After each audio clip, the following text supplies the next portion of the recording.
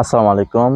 তোমাদের কিছু কমন প্রশ্ন রয়েছে যেগুলো কমেন্টে বারবার পেয়েছি, এজন্য সময় কম থাকা সত্ত্বেও উত্তর দেওয়ার চেষ্টা করতেছি আর কি। ঠিক আছে।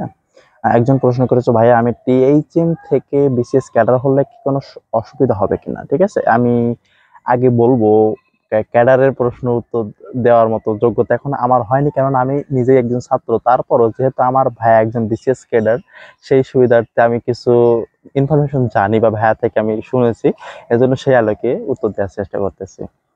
দেখো, ঢাকা বিশ্ববিদ্যালয়ের যে সাবজেক্টগুলো রয়েছে সবগুলো কিন্তু সাবজেক্টিভ ক্যাডার নাই। তুমি সাবজেক্টে পাও না কেন, যদি তুমি একটা ভালো মানের সাবজেক্ট পাও তাহলে কিন্তু দেখা যাবে যদি ওই সাবজেক্টের সাবজেক্টিভ ক্যাডারটা থাকে তাহলে তোমার জন্য কি হয়, বিসিএস ক্যাডার হওয়া একটা সুবিধা হয়ে যায়।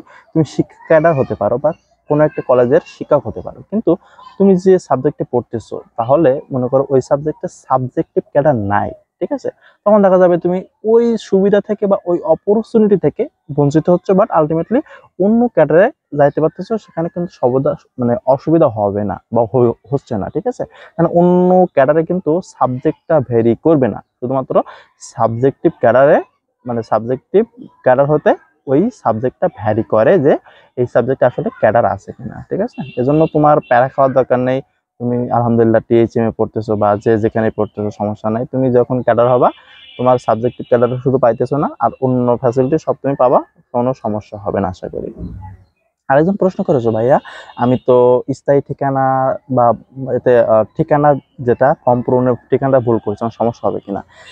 যদি বর্তমান ঠিকানা ওখানে চাই বা একজন ঢাকার স্থানীয় আত্মীয়ের ঠিকানা ওখানে চাই, ওই ঠিকানা যদি ভুল করে থাকো তাহলে আলটিমেটলি অসুবিধা হবে না, কেননা ওখানে ওইটা জাস্ট ফর্মালিটি। একজন স্থানীয় অভিভাবক বা ঢাকার অভিভাবকের ঠিকানা ওখানে চাই। আমরা করতাম কি জানো, আমাদের সময় দেখা যাচ্ছে যেহেতু আমার ভাইয়া ছিল ঢাকা বিশ্ববিদ্যালয়, ভাইয়ার ঠিকানা আমি দিয়েছিলাম, বাট যাদের ছিল না তারা করতো কি, যাদের পরিচিত কোনো বড় ভাই ছিল, পরিচিত কোনো কি বলা যায় ভাই ছিল, তাদের ঠিকানা আলটিমেটলি দিয়ে দিত, কেননা প্রেজেন্ট ঠিকানাটা জাস্ট ফর্মালিটি, এটা কোনো প্রয়োজন এখন পর্যন্ত আমরা উপলব্ধি করি নাই। ঠিক আছে, বাট স্থায়ী যে ঠিকানাটা এটা কিন্তু তোমার সব জায়গায় কিন্তু লিখতে হয়, তাই না? সার্টিফিকেট বলো বা হাবিজাবি যেখানে তুমি দেখতেছো সব জায়গায় তোমার কিন্তু স্থায়ী ঠিকানাটা কিন্তু দেওয়া আছে কিন্তু। ঠিক আছে, এই জন্য স্থায়ী ঠিকানাটা যদি ভুল করে থাকো তাহলে কিন্তু একটু ঝামেলা হলেও হতে পারে যখন তুমি সার্টিফিকেট নিবা, বাট আলটিমেটলি এখন রানিং স্টুডেন্ট থাকা অবস্থায় কিন্তু তুমি এগুলো ফেস করবা না। ঠিক আছে।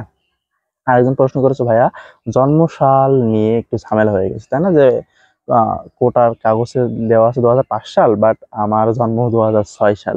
দেখো, এইটা কিন্তু একটা বড় সমস্যা বলে আমি মনে করতেছি। যখন তোমার স্যার তুমি একটা কাগজ স্যারদের সাবমিট করতেছো, তাই না?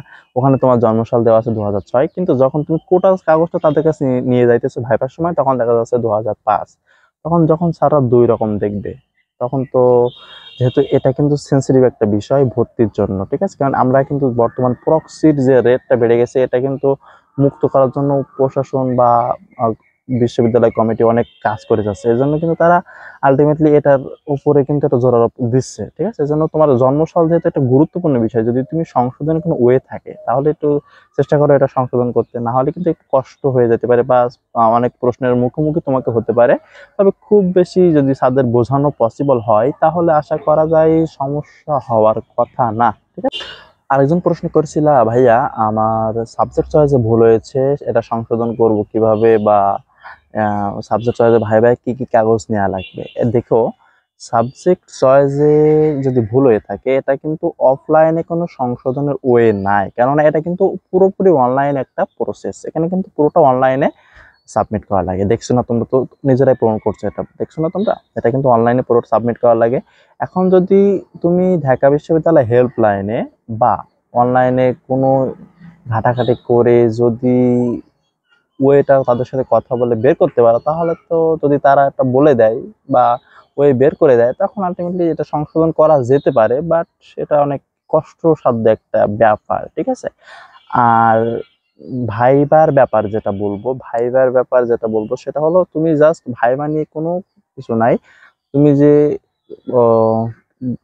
ডিপার্টমেন্ট রয়েছে ওই ডিপার্টমেন্ট থেকে দেখা যাবে একটা ফর্ম দেওয়া হবে, 1 পৃষ্ঠার ফর্ম, ওটা জাস্ট পূরণ করতে হবে। করে তোমাকে মাইগ্রেশন অন অফ এর বিষয়ে আমি video already ready, just post হবে, ওটা দেখে নিলে বুঝতে পারবা। ওখানে গেলে ভাইবাতে জিজ্ঞাসা করবে, জাস্ট তোমাকে কাগজটা তুমি জমা দিবা, অতটুকুই, আর কোনো কাজ থাকবে না। ওকে। না, এটা কিন্তু ফর্মালিটি কিছু না, ঠিক আছে? জাস্ট তুমি ওখানে যে সাবজেক্ট কি, যে সাবজেক্ট পাইছো এটাতে খুশি না অখুশি, এটাই জাস্ট তোমার থেকে জানতে চাই স্যাররা, ঠিক আছে? যদি তুমি মনে করো যে এই সাবজেক্টে আমি খুশি, তাহলে ওই তোমাকে এক জায়গায় তোমার কাগজটা রাখবে। আর যদি তুমি অখুশি বা এটা চেঞ্জ করতে চাও, তাহলে তোমার কাগজটা আরেক জায়গায় রাখবে। তুমি যদি পরবর্তীতে কোনো ওয়ে থাকে, তাহলে তোমার ওই কাগজটা জমা দেওয়ার কারণে তোমার কি হবে, তুমি অন্য একটা সাবজেক্ট পাইতেও পারো, ঠিক আছে? একজন প্রশ্ন করছিল, ভাইয়া আমার ম্যারিট হলো 195, আমি কি কোটার জন্য অ্যাপ্লাই করবো, অ্যাকাউন্টিং নিতে চাই? তাহলে দেখো, তোমাকে যেটা বলবো সেটা হলো, অ্যাকাউন্টিং পেতে হলে বর্তমানে অ্যাকাউন্টিং এ যেহেতু one of the best subject হিসাবে পরিগণিত হয়েছে, ফাইন্যান্সকে টপকিয়ে চলে আসছে, এজন্য দেখো বর্তমানে কিন্তু অ্যাকাউন্টিং অনেক বেশি। গতবার কিন্তু উইদাউট এনি কোটা 182 পর্যন্ত গেছিল। তখন তুমি যদি অ্যাপ্লাই না করে পরবর্তীতে না পাও, সারা জীবনে একটা আফসোস থেকে যাবে। এই জন্য তুমি করবো কি, যদি অপশন থাকে এখনই তুমি কোটার ওর জন্য অ্যাপ্লাই করো, ঠিক আছে? কোটার জন্য অ্যাপ্লাই করো, করে তুমি জাস্ট রিল্যাক্স অ্যাকাউন্টিংটা নিয়ে নাও, তোমার কোনো প্রেশার থাকবে না, ঠিক আছে? আর যদি তুমি মনে করো অ্যাকাউন্টিং বা ফাইন্যান্স একটা হলেই হবে, তাহলে তুমি কোটার আবেদন করার দরকার নেই, নর্মাল কাগজ হলেই চলবে। আচ্ছা, আর আমি একটু জাস্ট তোমাদের প্রশ্নগুলোর সংক্ষিপ্তভাবে উত্তর দেওয়ার চেষ্টা করলাম। আর প্রশ্ন থাকলে কমেন্ট করে জানাতে পারো, আমি যদি সময় পাই ইনশাল্লাহ তোমাদের প্রশ্নের সকল উত্তর দিয়ে দিব আর কোনো একদিন ভিডিওতে। সবার জন্য শুভকামনা রাখতেছি। দেখা হচ্ছে কোথায় বলো তো এবার? তাহলে আমাদের দেখা হচ্ছে ইনশাল্লাহ কবি জসিমউদ্দিন হলের মাঠে, খেলা করতে করতে অথবা হাঁটতে হাঁটতে। সবার জন্য শুভকামনা রইল। আল্লাহ হাফেজ।